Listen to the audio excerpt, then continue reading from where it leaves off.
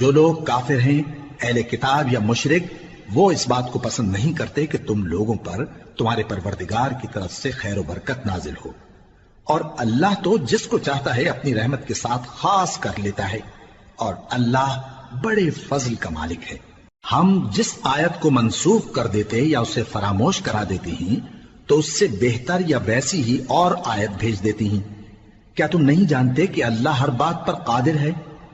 क्या तुम्हें मालूम नहीं कि आसमानों और जमीन की सल्तनत अल्लाह ही की है, और अल्लाह के सिवा तुम्हारा कोई दोस्त और मददगार नहीं। मुसलमानों, क्या तुम ये चाहते हो कि अपने पैगंबर सल्लल्लाहु अलैहि वसल्लम से उसी तरह के सवाल करो जिस तरह के सवाल पहले मूसा से किए गए थे?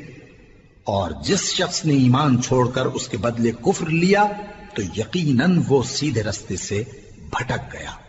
बहुत से अहले किताब अपने दिल की जलन से ये